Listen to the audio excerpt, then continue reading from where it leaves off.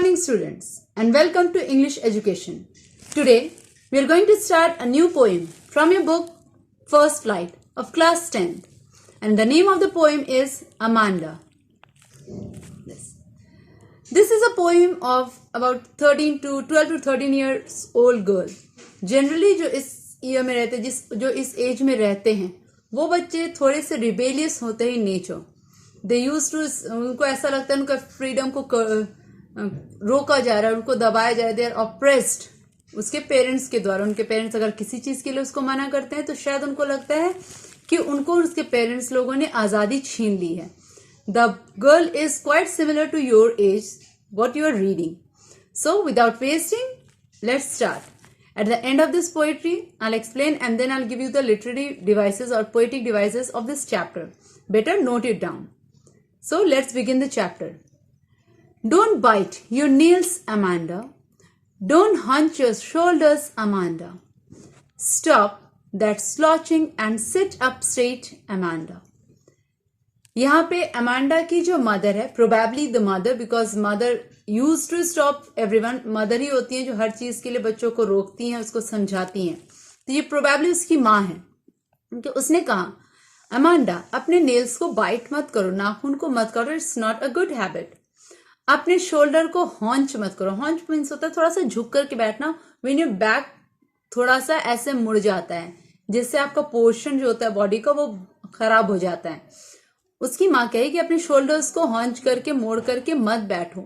Stop स्लॉचिंग. स्लॉचिंग means होता है lazy. ठीक है, लेजी बनना बंद करो और सीधी बैठ जाओ अमांडा. उसकी मदर उसको समझा रही है. अब जब उसकी मदर उसको समझा रही है, अमांडा का जो रिएक्शन होता है वो क्वाइट डिफरेंट होता है. वो क्या सोचती है अपने आप में? She thinks there is a language emerald sea where the sole habitants is me, A mermaid drifting blissfully. उसने कहा कि एक relaxed without movement, language means होता है रिलैक्स्ड, वैसा एक बड़ा सा समुद्र होगा. एमराल्ड एक खूबसूरत सा ग्रीन पत्थर होता है, कीमती सा, उसको कहा जाता है. उसने समुद्र के कलर को यहाँ पे कहा है. उसने कहा एक बड़ा सा रिलैक्स समुद्र होगा ग्रीन कलर का, और उस समुद्र में मैं एक अकेली हैबिटेंट होगी. I will be the only one. वहां पे और कोई नहीं होगा, मेरी माँ भी नहीं होगी. और वो क्या होगी? वो एक मरमेड की तरह होगी. मरमेड मीन्स होता है जलपरी, जिसका बॉडी जो होता है वो एक लेडी का होता है, जो नीचे पूंछ होती है वो मछली की होती है. ठीक है, दैट इज कॉल्ड मरमेड. मैं एक मरमेड रहूंगी और अकेले उस एमरल्ड कलर के सी में घूमती रहूंगी. ड्रिफ्टिंग ब्लिसफुली, पानी के बहाव के साथ इधर उधर बहते रहना. ड्रिफ्ट मीन्स होता है पानी के बहाव के साथ बहना. ब्लिसफुली विथ वेरी हैप्पीनेस, वैसा वो वहां से घूमती रहेगी. वो इतना अपने आप में सोचती है. आगे उसकी मम्मी ने उसको फिर से कहा, did you finish your homework Amanda? Did you tidy your room Amanda? I thought I told you to clean your shoes Amanda. Generally parents do say all these things कि क्या तुमने अपना होमवर्क कंप्लीट किया? क्या तुमने अपना room साफ सुथरा किया? मैंने तुमसे अपने शूज को क्लीन करने के लिए कहा था, क्या तुमने अपने शूज को क्लीन किया? उसकी माँ उससे पूछती है. ये these are general questions what parents want their child to do just to make them, उनको एक अच्छे राह पे लाने या गुड हैबिट सिखाने के लिए they used to speak all these things. उसको प्रॉपरली हैबिट हो नेसेसरी, जो बच्चे क्लीन हैबिट रखना चाहते हैं, क्लीन हैबिट में रखने के लिए उनको ये सारी कुछ सिखाई जाती है. जब उसकी माँ ने ऐसा कहा तब अमांडा का रिएक्शन कुछ और रहता है. What she says, I am N orphan roaming the street. वो विश करती है काश मैं एक ऑर्फन होती. Orphan means one who doesn't have parents, जिसके माँ बाप नहीं होते हैं, जिसके माँ बाप मर जाते हैं, तो वो बच्चे जो अनाथ होते हैं ना, दे आर कॉल्ड ऑर्फन. उसने कहा काश मैं अनाथ होती. रोमिंग द स्ट्रीट, यहां वहां सड़कों पे भटकते रहती. अपने I pattern soft dust with my hushed and bare feet. Bare feet नंगा पाँव. ठीक है, जब पैर में स्लीपर्स ये सब नहीं पहनते. हश्ड मीन्स होता है चुप, शांत. अपने शांत से बेयर फिट से डस्ट में पैटर्न्स बनाती. पैटर्न्स मीन्स कुछ ना कुछ निशान, कुछ भी आप बनाते. You start making some sketches. तो उसने कहा वो सॉफ्ट डस्ट में अपने नंगे पाँव से वो कुछ ना कुछ पैटर्न्स बनाती। फिर वो कहती है अपनी माँ के लिए, वो ये लाइन कहती है, the silence is golden and freedom is sweet. शांति जो है वो गोल्ड की तरह होती है। वो अपनी माँ से विश कर रही है कि शांति जो गोल्ड की तरह होती है, शांत हो जाएं आप। और जो फ्रीडम होती है, जो कि अमांडा के लिए, वो बहुत मीठा होता है। अगर उसकी माँ शांत रहेगी तो ऑब्वियस उसको फ्रीडम मिल जाएगा, इसीलिए वो ये बात कहने की कोशिश कर रही है। अब उसकी माँ की आगे की lines, she said, don't eat that chocolate Amanda. उसके अमांडा से कहा, बच्चों को चॉकलेट खाने की आदत होती है, उसने कहा बच्चे अमांडा वो चॉकलेट मत खाओ। Remember your acne Amanda. Why will you please look at me when I am speaking to you Amanda. अब उसकी माँ कहती है चॉकलेट्स मत खाओ अमांडा, याद करो तुम ज्यादा चॉकलेट्स खाते हो तो you have an acne. Acne means जो पिंपल्स होते हैं, जो ज्यादा ऑयली स्किन होने से योर स्किन सिक्रीट्स ऑयल और उससे चेहरे पे पिंपल्स आ जाते हैं। तो उसने कहा अमांडा ज्यादा चॉकलेट्स मत खाओ, अपने पिंपल्स के बारे में सोचो। फिर उसने कहा कि जब मैं तुमसे बात कर रही हूँ तो तुम यहाँ वहां देख रही हो। Look at me when I am talking to you Amanda. ऐसा लग रहा है कि तुम मेरी बात पे ध्यान नहीं दे रही हो, इसलिए जब मैं तुमसे बात करूं तो मेरी तरफ देखो। Look how rebellious that girl is. She doesn't want to her mother to speak anything. She doesn't want कि उसकी माँ उसके बारे में कुछ कहे या उसको किसी चीज के लिए रोके टोके, इसीलिए वो ऐसा कुछ चाह रही थी।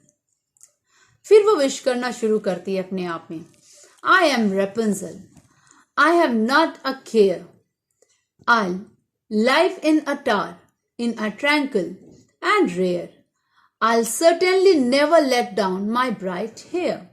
उसने कहा काश मैं रपुंजल होती।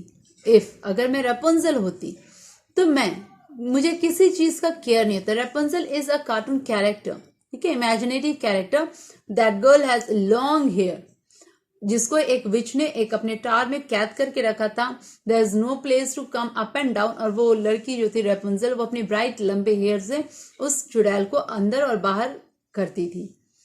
तो शी सेड रेपुंजल, काश मैं रेपुंजल होती, मुझे दुनिया में किसी चीज की परवाह नहीं होती। मैं टावर में ट्रैंकुल काम शांति के साथ अकेले रहती, जो वो एक रेयर प्लेस होता है। रेयर मीन्स जहां कोई आता जाता नहीं। और उसके बाद मैं अपने बाल को तो कभी नीचे नहीं करती, क्योंकि मेरे बाल पकड़ के मेरी माँ, she compare her mother to a witch, वो ऊपर ना आ पाए और मैं अकेले शांति से वहां रह पाऊं। उसने ऐसा सोचा।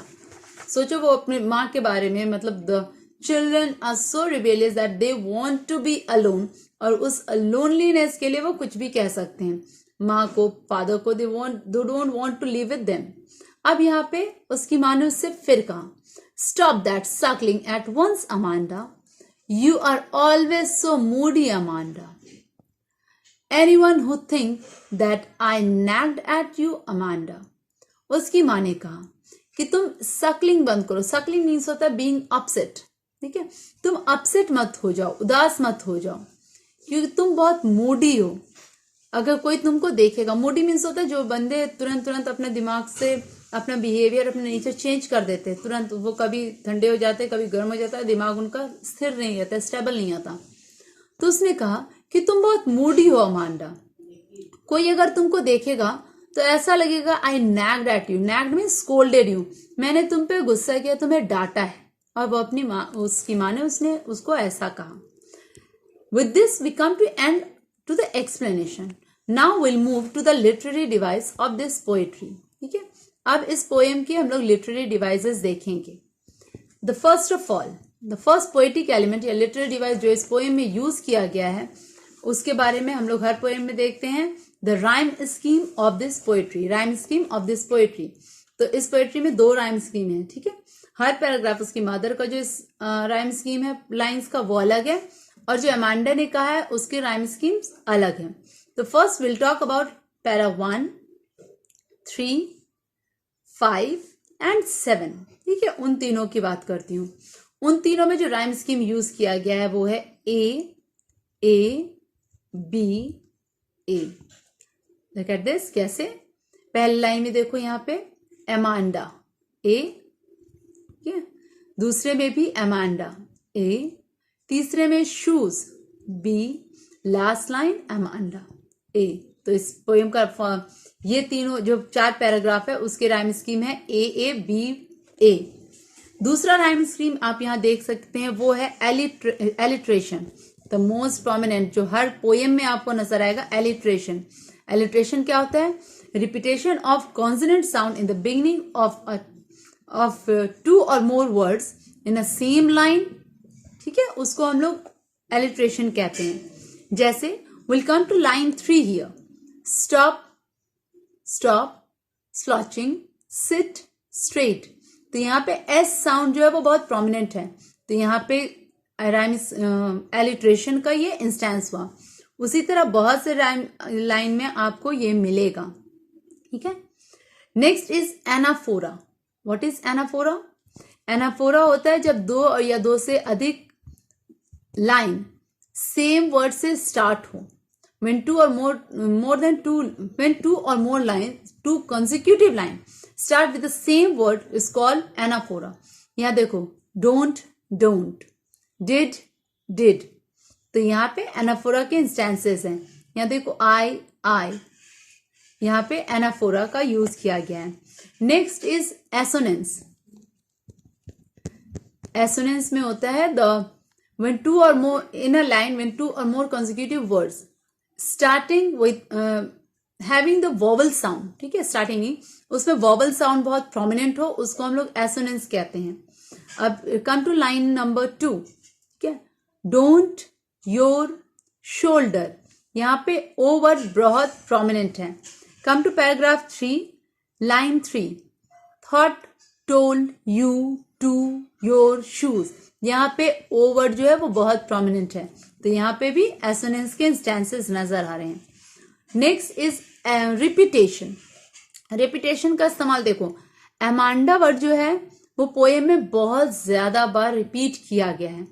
तो अमांडा वर्ड, दैट मीन्स कि पोएट रिपीटेशन क्यों देते हैं पोएम में, ताकि आप उस वर्ड पे एम्फसाइज करना चाहते हैं, वो उस वर्ड पे जोर देना चाहते हैं, इसलिए रिपीटेशन यूज किया जाता है।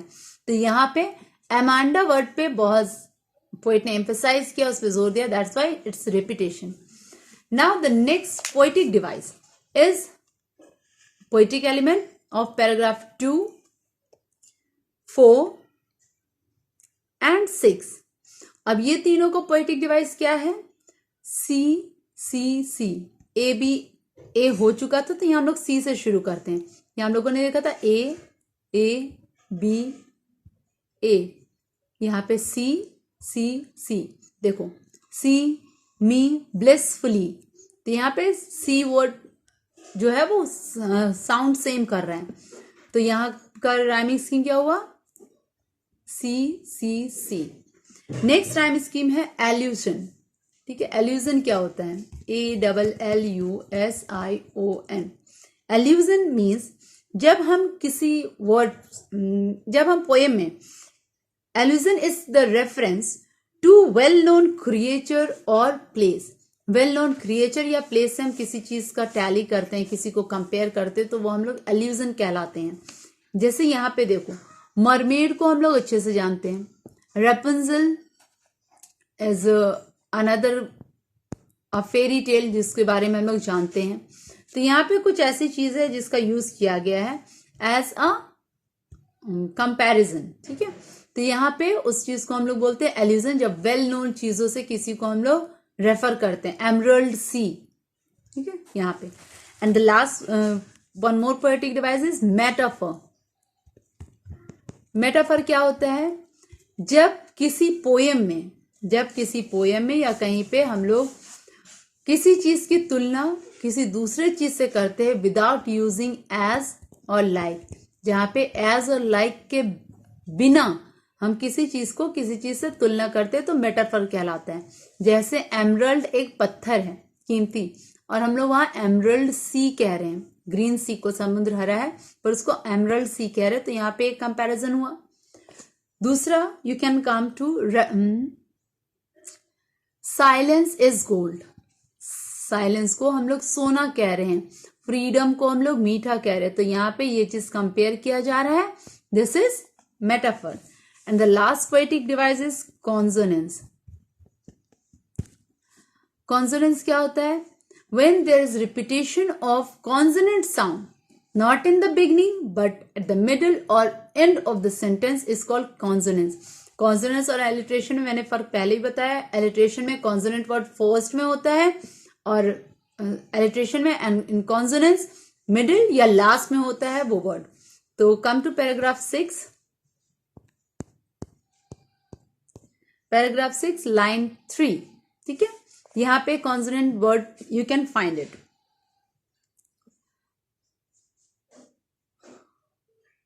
Never,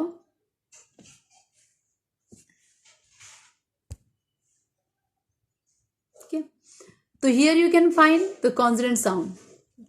you can find it here. Bright hair, never, certain, यहाँ पे आर वर्ड बहुत प्रोमिनेंट है.